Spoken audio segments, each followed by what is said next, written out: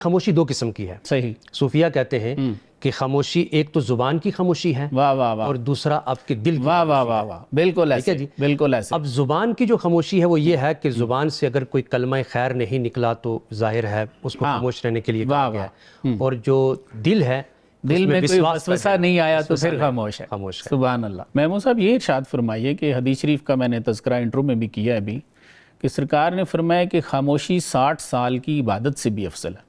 سر اس کی تو ذرا وضاحت فرمائیے. دیکھیے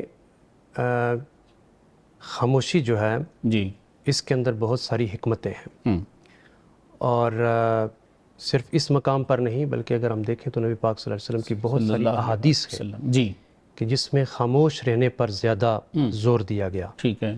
یعنی وہ ایک حدیث ہے کہ مومن وہ ہے کہ جب بھی وہ بات کرے تو بھلائی کی بات کرے یا پھر کیا کرے خاموشی اختیار کرے. بالکل ایسے بالکل ایسے. اب اللہ تبارک و تعالیٰ کی طرف سے یہ ایک ایسی نعمت ہے کہ زبان جو ہے چونکہ انسان کے جسم میں جو واحد ایک یہ عضو ہے زبان، یہ اگر کسی کو نیکی کی طرف لے کے آئے تو یہ لا سکتی ہے، کسی کو برائی کی طرف لے جائے تو لے جا سکتی ہے. صحیح.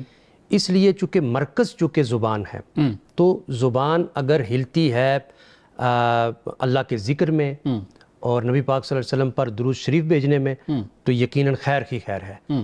لیکن اگر یہی زبان اس کے اپوزٹ چلتی ہے تو اس کے اندر شر ہی شر ہے. بسم صاحب یہ دل کی ترجمان بھی ہوتی ہے، جیسا دل کا معاملہ ہے ویسا ہی یہ کلام بھی پھینکتی ہے. نبی پاک صلی اللہ علیہ وسلم نے ارشاد فرمایا کہ مومن جو ہے نا اس کی زبان اس کے دل کے پیچھے ہوتی ہے. واہ واہ واہ واہ. مومن کی جو زبان ہے اس کے دل کے پیچھے ہوتی ہے کہ وہ غور اور فکر کر کے سوچ بچار کر کے بات کرتا ہے. صحیح. اور جو منافق ہوتا ہے اس کی زبان اس کے دل کے آگے ہوتی ہے. اللہ اکبر. وہ کبھی بھی سوچ بچار نہیں کرتا ہے، جو بات اس کے دل کے اندر آئی، جو اس کے ذہن کے اندر آئی اس نے بے دھڑک کر دی.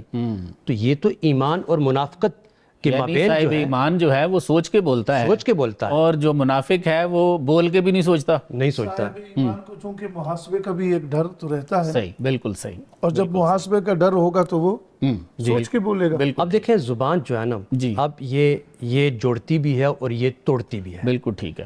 زبان جو ہے یہ اس پہ آپ دیکھیں کہ ڈیپینڈ کرتا ہے کہ اگر اسی زبان سے کوئی ایسا جملہ نکلتا ہے یعنی معاشرے کے معاشرے سنور بھی سکتے ہیں اور بگڑ بھی سکتے ہیں. بالکل صحیح. یہ زبان ہی ہے جو ملکوں کے درمیان تصادم کرواتی ہے. بالکل ایسے. یہ زبان ہی ہے کہ جو معاشرے کے اندر فساد کا باعث بنتی ہے. بالکل ایسے. اور یہ زبان ہی ہے کہ جو ایک اچھے قبیلے کے درمیان نفرت کا باعث ہوتی ہے. بالکل ایسے. اور افتراق پیدا ہو جاتا ہے.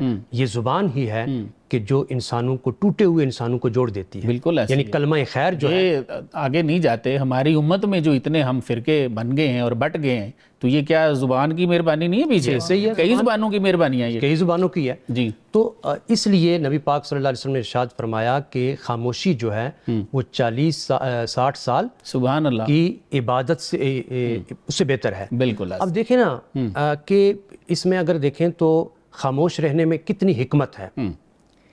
ایک تو یعنی خاموشی دو قسم کی ہے. صحیح. صوفیہ کہتے ہیں کہ خاموشی ایک تو زبان کی خاموشی ہے واہ واہ واہ. اور دوسرا آپ کے دل کی. واہ واہ واہ واہ. بالکل ایسے. بالکل ایسے. اب زبان کی جو خاموشی ہے وہ یہ ہے کہ زبان سے اگر کوئی کلمہ خیر نہیں نکلا تو ظاہر ہے اس کو خاموش رہنے کے لیے کہا گیا ہے. اور جو دل ہے دل میں کوئی وسوسہ نہیں آیا تو پھر خاموش ہے. خاموش ہے. سبحان اللہ. واہ واہ.